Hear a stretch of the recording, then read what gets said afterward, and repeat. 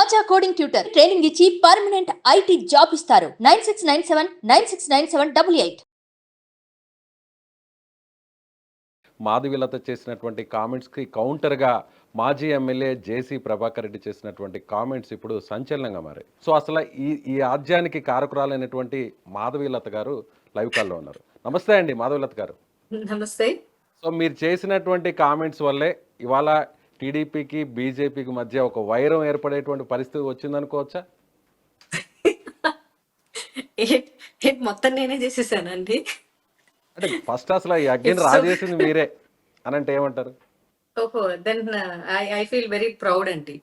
ఎందుకు అంటే BJP TDP ఎంతమంది వైర్యాలు రాజేసుకున్నా అలయన్స్ ఏం విడిపోదు. మధ్యలో ఎవరైతే ఇలాంటివి రాజకీయాలు చెత్త రాజకీయాలు చేద్దాం అనుకుంటున్నారో వాళ్ళు విడిపోతారు, వాళ్ళు దూరం అయిపోతారే తప్ప బీజేపీ టీడీపీ అన్నది విడిపోవడం అంటూ జరగదండి. నేను నిజమైన కార్యకర్తని కాబట్టి అలయన్స్ ప్రభుత్వం రాష్ట్రానికి అవసరం అనుకున్నాను కాబట్టి నేనేం చేసినా ఇన్ కేసు నన్ను మీరు నారదుడిలాగా చేస్తే నారదుడు ఎప్పుడు లోక కళ్యాణం కోసమే చేస్తారు కాబట్టి చాలా సంతోషం. సో ఏ లోక కళ్యాణం జరిగిందంటారు ఇప్పుడు ఈ ఇష్యూ వల్ల? నాకు తెలియదండి, మీరు అన్నారు కాబట్టి నేను అనాల్సి వస్తుంది. నాకు తెలియదు. నేను నిద్ర లేచేసరికి ఇంత జరిగిపోతుందని నేను ఊహించలేదు. 31st నైట్ పెట్టింది, జనవరి 3వ తారీఖు ఇలా నిద్ర లేవంగానే నాకు బోల్డ్ అని మీడియా నుంచి మిస్ కాల్స్ వస్తాయని అయితే ఊహించుకొని పడుకోలేదు. సో ఆయన చేసినటువంటి కామెంట్స్ పట్ల మీ రియాక్షన్ ఏంటి? చాలా ఆయన మాట్లాడినటువంటి పదజాలాన్ని మీరు చూశారు, దానిపై మీ రియాక్షన్ ఏంటి? నా రియాక్షన్ ఏంటంటే సింపుల్ అండి. నేను వీడియోలో చాలా పద్ధతిగానే మాట్లాడాను, ఇప్పుడు కూడా పద్ధతిగా మాట్లాడుతున్నా. మరి ఆయన ఎలాంటి భాష ఉపయోగించారు, మరి ఆయనకు సపోర్ట్ చేస్తున్న సపోర్టర్స్ అంతమంది సపోర్ట్ చేస్తున్నారంటే ఆయన భాషని, ఆయన సంస్కారాన్ని గౌరవించే వాళ్ళు అయింటారు. సో సైకోపాత్ నేచర్స్ తప్ప ఇంకెవరు ఆయన భాషను అంగీకరించారండి. నేను రాజ్యాంగబద్ధంగా చక్కగా 19A ఆర్టికల్ ను ఉపయోగించుకొని ఫ్రీడమ్ ఆఫ్ స్పీచ్ కింద నేనేదో ఒక వీడియో చూస్తే అసలు నేను అక్కడ బీజేపీ కార్యకర్తగా మాట్లాడలేదు. ఇన్ కేస్ మాట్లాడాల్సి వస్తే నేను బీజేపీ కార్యకర్త అని చెప్పి మాట్లాడేదాన్ని. హిందూ యాక్టివిస్ట్ గా మాట్లాడింటే ఒక హిందూ యాక్టివిస్ట్ గా నూతన సంవత్సరం జరుపుకోకూడదు అని చెప్పిండేదాన్ని. నేను ఉమెన్ కి ఎప్పుడు ఏదో ఒకటి చేస్తున్నాను. ఆ రోజు 2 వీడియోలు పోస్ట్ చేయడం జరిగింది.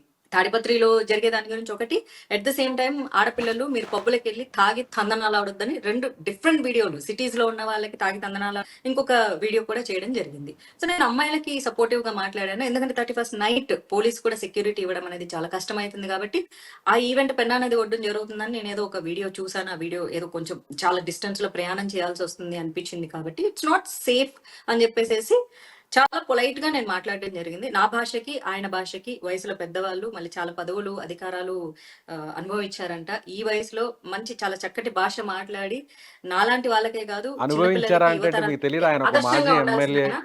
సో తాడిపత్రిలో జేసీ బ్రదర్స్ గురించి ప్రత్యేకంగా చెప్పాల్సిన అవసరం లేదు. ఆల్రెడీ ప్రెజెంట్ సిట్టింగ్ ఎమ్మెల్యేగా ఉన్న జేసీ బ్రదర్స్ ఎవరో నాకు తెలియదండి. తెలీదా అండి మీకు అసలు జేసీ బ్రదర్స్? సంబంధం అండి, నాకేం సంబంధం అండి? ఇప్పుడు చాలా ఊర్లలో చాలా మంది బ్రదర్స్ ఉంటారు, వాళ్ళందరితో నాకేం పని ఉంటుంది చెప్పండి? నాకు ఏ రకంగా వాళ్ళు పరిచయం అవుతారు, ఏ రకంగా నేను వాళ్ళ గురించి తెలుసుకోవాలి చెప్పండి? జేసీ ప్రభాకర్ రెడ్డి అన్నా, జేసీ దివాకర్ రెడ్డి అన్నా, వాళ్ళ కుమారులన్నా తెలియని వారు ఎవరు ఉండరు బహుశా రాష్ట్ర రాజకీయాల్లో, 2 తెలుగు రాష్ట్రాల్లో కూడా. నాకు తెలియదు. నాకు తెలియకుండానే మీరు ఆ కామెంట్స్ చేశారంటారా? సో జేసీ పార్క్ వెళ్ళొద్దు, లేడీస్ చాలా భద్రంగా ఉండండి. మా పక్క ఏరియాలో జేపీ పార్క్ అని ఉంది ఇక్కడ. అంటే అదే జేపీ పార్క్ అంటే ఎవరు అనుకోవాలి నేను? చెప్పండి, జేపీ నడ్డాది అనుకోవాలా, లేకపోతే జయప్రకాష్ నారాయణ అనుకోవాలా? అట్ట కాదు కదా. ఎంజీ రోడ్ అని ఉంది. ఎంజీ రోడ్ అంటే మొన్న తెలిసింది నాకు. ఎంజీ రోడ్ అంటే బెంగళూరులో ఎంజీ రోడ్ చాలా ఫేమస్. ఎంజీ రోడ్ అంటే మహాత్మా గాంధీ రోడ్ అని. ఓకే. ఎంజీ అంటే దానికి చాలా మీనింగ్స్ ఉంటాయి కదా. నేను జేసీ రోడ్ అనే చెప్పా. అది ఎవరు చేస్తున్నారు, ఎందుకు చేస్తున్నారు, ఎలా చేస్తున్నారు నాకు తెలియదు. ఎక్కడ చేస్తున్నారు, ఆ ప్రాంతం ఎంత సెన్సిటివ్ మాత్రమే చెప్పాను. ఇప్పటికీ నేను అన్న మాటల మీద నేను స్టిక్ అయి ఉన్నాను, నేను స్టిక్ అయ్యే ఉంటాను. నేను తప్పు మాట్లాడలేదు. ఓకే, మీరు మహిళల సెక్యూరిటీ కోసం, సేఫ్టీ కోసమే మీరు అలాంటి స్టేట్మెంట్ ఇచ్చారనుకున్నాం. ఒకవేళ ఆ కామెంట్స్ చేశారు, ఆ వీడియోని మీరు పోస్ట్ చేశారు అనుకున్నాం. అసలు జేసీ బ్రదర్స్ గురించే తెలియకుండానే మీరు ఆ వెన్యూ గురించి చెప్పారా? అక్కడ జేసీకి సంబంధించినటువంటి వారు చేస్తున్నారు ఆ ఈవెంట్ అని మీకు తెలియదు అసలు? అసలు తెలియదండి. Because I am the person. నాకు సోషల్ మీడియాలోనో లేకపోతే వాట్సాప్ లోనో ఏదైనా వచ్చేసింది అనుకో, నేను ఇన్స్టాంట్ గా ఫీల్ అయిపోయి నేను చెప్పేస్తూ ఉంటాను. ఆ రోజు నేను కొన్ని కమర్షియల్ వీడియోస్ చేయాల్సి వచ్చి నేను రెడీ అయి ఉన్నాను. అదే టైంలో వాట్సాప్ స్క్రోల్ చేస్తూ ఉంటే ఒక వీడియో వచ్చింది అనమాట. వీడియో వస్తే okay, it's not looking like it's not safe area అని చెప్పి చేసేసాను. నేను పెద్దగా ఆలోచించనండి ఏదైనా చెప్పేటప్పుడు. మంచా కాదా మాత్రమే ఆలోచిస్తాను తప్ప దాని కాన్సిక్వెన్సెస్ ఇలా ఉంటాయి అని నేను అసలు ఆలోచించుకోను. ఇన్ కేసు ఇంతటి కాన్సిక్వెన్సెస్ వస్తాయి చెప్పండి, రెస్పెక్ట్ వినండి. ఇలాంటి ఒక చెప్పండి. కాన్సిక్వెన్సెస్ వస్తాయి అని అంటే ఆయన పేరు మెన్షన్ చేసి మరీ చెప్పింది దాన్ని. సమస్య లేదు. ఐ లవ్ అప్పుడు ఇంకా ఇష్యూస్. గట్టిగా మాట్లాడుండేవారా? డైరెక్ట్‌గా అప్పుడు జేసీ ప్రభాకర్ ఇంకా రెడ్డిని గట్టిగా టార్గెట్ మాట్లాడండి. చేసి ఉండేవాళ్ళా? యెస్. టార్గెట్ ఆయనకి నాకు శత్రుత అసలు పరిచయం లేదు. ఆయన మొహం గూడా నేను ఈరోజు వీడియోలో చూసిందే తప్ప ఆయన ఎవరో గూడా నాకు తెలీదండి. టార్గెట్ ఏముంటుంది? నాకు ఎవరి మీద శత్రుత్వం ఉండదు. నేను మహిళల సంరక్షణ కోసం చెప్పాను. కాకపోతే ట్విస్ట్ ఆఫ్ ద ఎపిసోడ్ ఏంటంటే వీడియోలో ఆయన ఇంకో వీడియో గూడా చూడడం జరిగింది ఈరోజు. మహిళలు ఎంజాయ్ చేయాలి, బయటికి రావాలి, స్వేచ్ఛ ఉండాలి, డీజే కొట్టాలి, డిస్కో డాన్స్ చేయాలి, ఎగరాలి, దూకాలి, గద్ది ఇది అని చెప్పాడు. అంత చెప్పిన ఆయన ఒక మహిళా సేఫ్టీ గురించి మాట్లాడుతాను. ఇక్కడ ఈ 2 నాలుకల ధోరణి ఎవరిది కనిపిస్తుందండి? మహిళకు స్వేచ్ఛ కావాలన్నాడు. మహిళా స్వేచ్ఛ అంటే అర్ధరాత్రి డిస్కోటెక్ మ్యూజిక్‌లు పెట్టుకొని ఎగిరేది మహిళా స్వేచ్ఛ.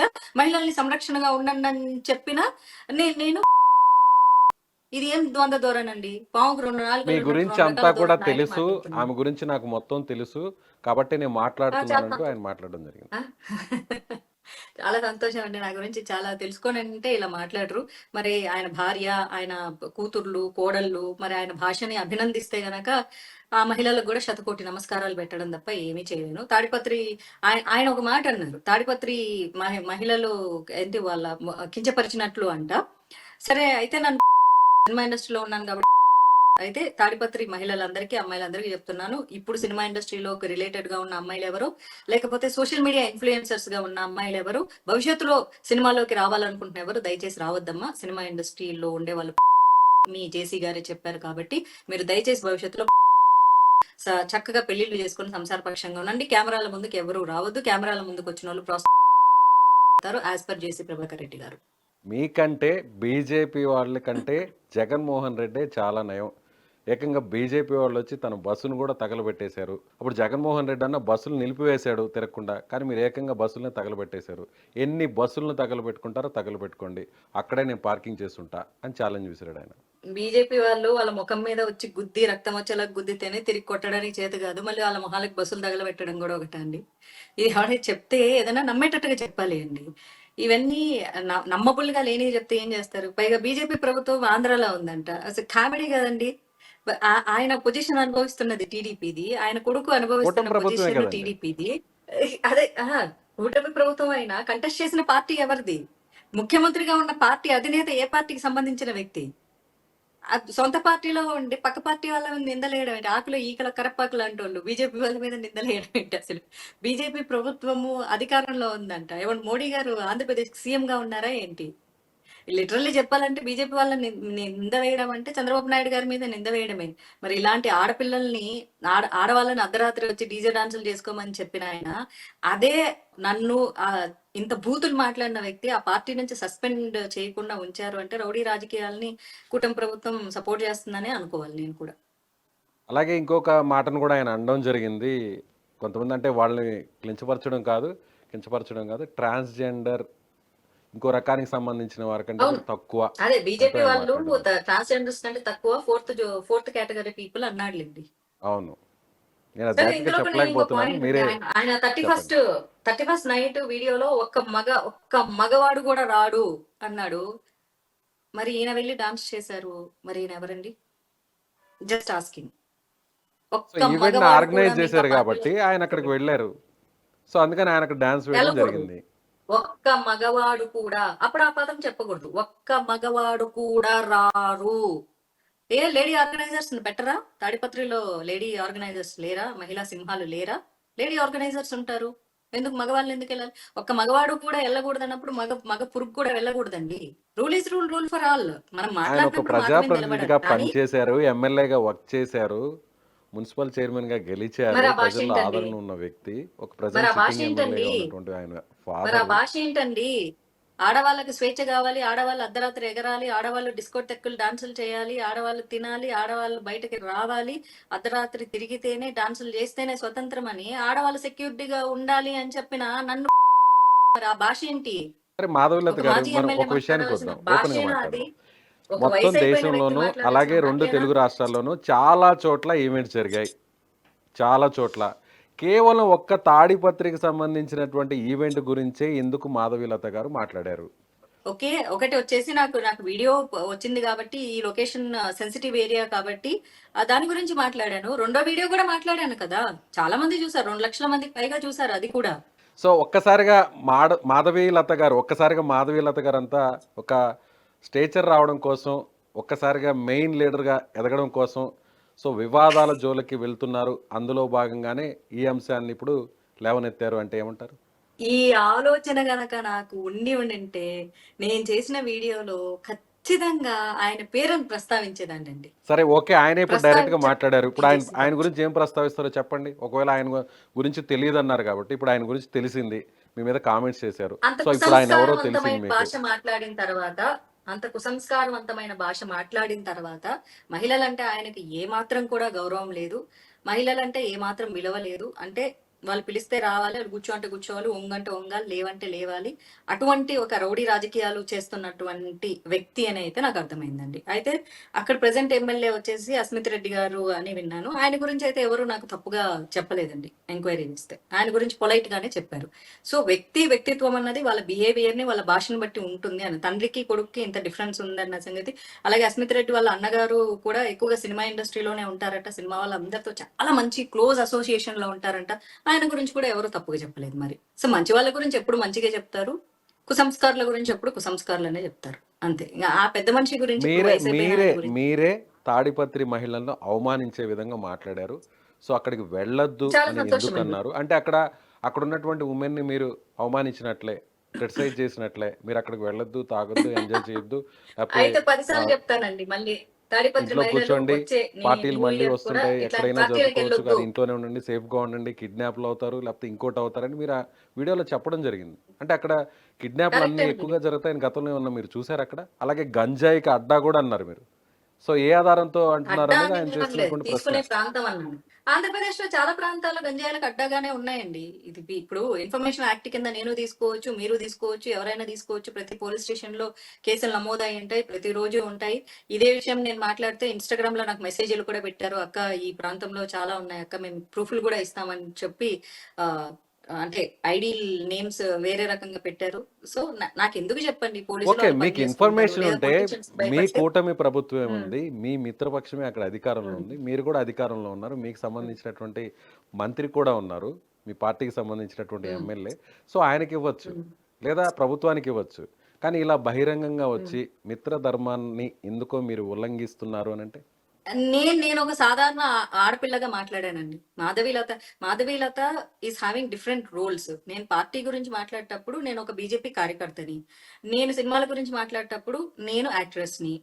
నేను సమాజం గురించి మాట్లాడేటప్పుడు నేనొక మోటివేటర్‌ని. లేకపోతే నేను ఇన్‌స్పైరర్ అనే చెప్పుకుంటా. I'm not a influencer. నేను ఇన్‌స్పైర్ చేయడానికే ఇష్టపడతాను. సో నా ఇన్‌స్టాగ్రామ్‌లో ఎప్పుడు నేను మోటివేషనల్ వీడియోస్ పెడతాను కాబట్టి ఐయామ్ ఎ మోటివేటర్.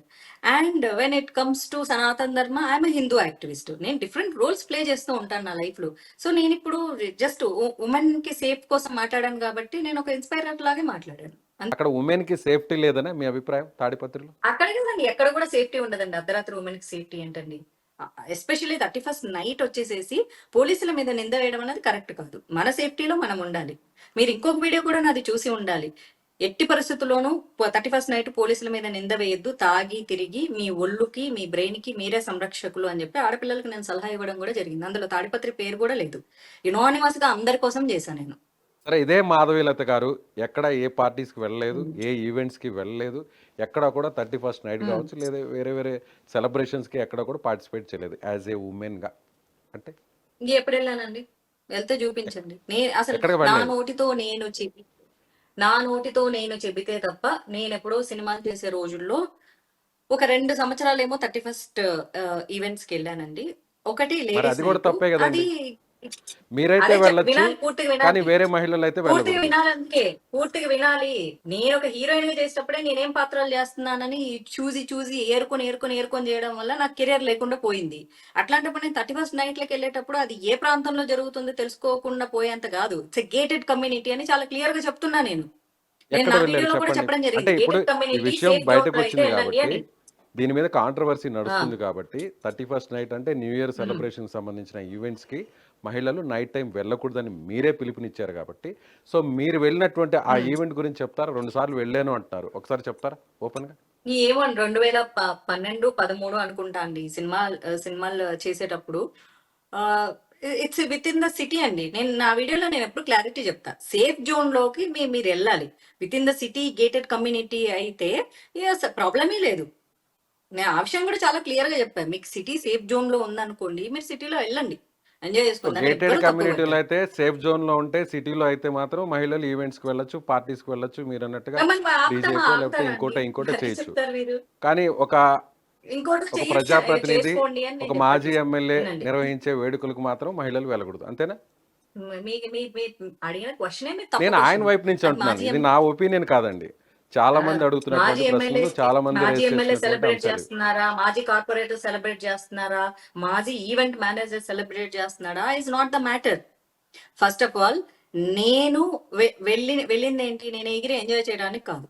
ఓకే, నాకు యాజ్ ఎ సెలబ్రిటీగా నన్ను పిలిచారు, అది నా ధర్మం. నేను డబ్బులు తీసుకున్నాను, నేను ఒక చిన్న డాన్స్ పర్ఫార్మెన్స్ చేశాను, నేను వచ్చేసాను. మాకు 10 మంది బౌన్సర్లను పెడతారు, మాకు సెక్యూరిటీ ఉంటారు, మాకు మేనేజర్ ఉంటారు, మాకు అందరూ ఉంటారు. మా సెక్యూరిటీ జోన్ లో హార్డ్లీ 1 అవర్ ఉండేసేసి వచ్చేస్తాం. మా లైఫ్ కి ఏం రిస్క్ ఉండదు. It is very clear. Okay, అది కూడా ఎప్పుడో 10 సంవత్సరాల క్రిందట. మీకు వెతికినా కూడా నాకు సంబంధించిన ఒక వీడియో గానీ ఒక ఫోటో గానీ you can't even find out, తెలుసా?